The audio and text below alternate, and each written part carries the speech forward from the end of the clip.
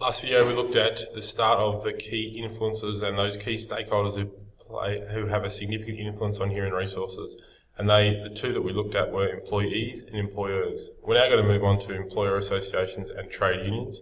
I said in the last video that employees in particular may well call upon trade unions to help them if there is a dispute in the workplace. And at the same time, employer associations may be called upon by employers to assist them if there is some sort of dispute, but they'll also utilise employer associations to assist them to achieve better wage outcomes, for example. When we're talking about employers, they want better wage outcomes for them, means paying workers lower rates of pay, or at least not increasing their wages to a level that they are unhappy with. So a definition of employer associations is organisations that represent and assist employer groups. So not the employee, not the worker, but the actual organisation, i.e. Qantas. They are usually respondents to the awards that cover employers in the same or related industry. And I'll show you some examples in a moment. So their main role, just move this up here, their main role today is to act on behalf of the employer. And generally it relates to small business, because small businesses struggle to have as big a voice as your big corporates like your Qantas and your BHPs. So generally employer associations is there to represent those small businesses, but they do also have a voice for those large entities. So they help them in things such as collective bargaining sessions, and that will make more sense to you when we get to the Fair Work Commission, and before industrial tribunals, courts, commissions and committees. Some of their roles. So what are some of the roles of employer associations? Firstly, they give advice on such matters as awards, unfair dismissal and discrimination issues. So a small business is having an issue with a particular person, a worker potentially who they want to dismiss.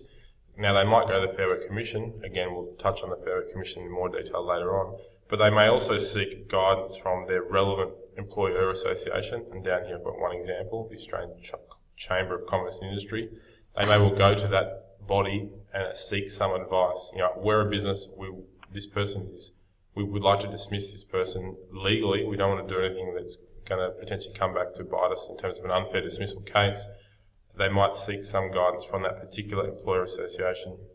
The employer associations might also make submissions to safety net wage cases. So that being to the Fair Work Commission, i.e. the government body responsible for striking and coming up with the current minimum wage amounts. So the employer association is there to represent the employers, while the unions, as we'll find out later, are there to represent the employees. The employer associations, if there is potentially change to the minimum wage, they want that minimum wage to be increased by the smallest amount possible, because that will have the most positive economic benefit to those organisations who they are representing. Whereas the unions, they want their wages to go up by the most possible, because that is better for the workers who they are representing.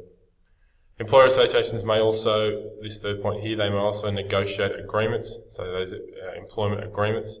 They may lobby government, and that's the lobbying. I was just referring to increases in award wages. Minimising the increase in the award wage may be achieved through consistent, ongoing, long-term lobbying of government. So going to the employment minister, for example, and stating, we don't think it's in the best interest of the employers who we're representing for the minimum wage to go up by the 3%, for example, that you want it to go up by. So lobbying, talking to ministers, relevant ministers, and trying to influence their decision making, which is completely legal, not to say that that sort of process is illegal. One of the largest employer associations is this one here that I referred to before, the Australian Chamber of Commerce and Industry, and it's relevant to us in even more detail because Qantas is a sort of a member, if you will, of that, because the Australian International Airline Operations Group, of which Qantas is a member, comes under that. So Qantas is represented from an employer association perspective by the Australian Chamber of Commerce and Industry. Another example is the Australian Industry Group. We'll look at these in a bit more detail in class. So that's the employer associations. They're there to represent the employers, but who's there to represent the employees? Well, it's the unions. And we've had a fair exposure to unions because they have had a fairly volatile relationship with Qantas over the years, and it's come up over the previous three topics. But we'll go into it in more detail now. So what is a trade union? or a union as we just refer to them, organisations formed by employees in an industry, so by the employees in an industry, trade or occupation to represent them in efforts to improve wages and the working conditions of their members. So those unions are there to try to improve the wages of the workers and to try to get them better working conditions, i.e. safer working conditions, potentially less hostile working conditions, whatever it means to improve their working conditions. How do they influence human resources? Well, the list is endless, but things such as they may influence because they might try to strike, i.e. taking industrial action. Second point here, like the employees, the unions generally aim for better working conditions and wages, so they're there to try to improve those conditions of workers.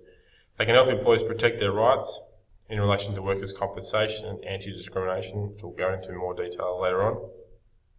One thing that's important to understand about the union movement is that their numbers have been in steady decline since the late 1970s, largely because Australia then had a fairly large manufacturing industry and the unions were dominant in that particular industry. As manufacturing has reduced its prevalence, if you will, in our economy, so too has union membership. And now, as it says there, only about 18% of workers are represented by unions, whereas it was half the workforce back in the late 70s. A couple of examples of unions. Australian Council of Trade Unions is the largest peak body, and they represent the interests of all unions. And their main objective is to gain better pay and conditions, fight for safe workplaces for its members. Now they're the peak industry body. There are other industry bodies that fall within that. For example, the TWU, or Transport Workers Union, is the major union that represents staff at Qantas. What's the relationship between Qantas and the unions?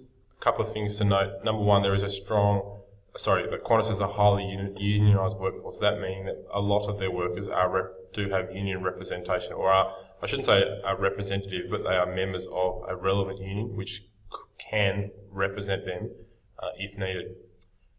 One thing I should make clear is that it is not compulsory to be a member. You can't discriminate against someone who's not a member of a union, but it so happens that many workers at Qantas are union members, and they pay an annual fee for that privilege.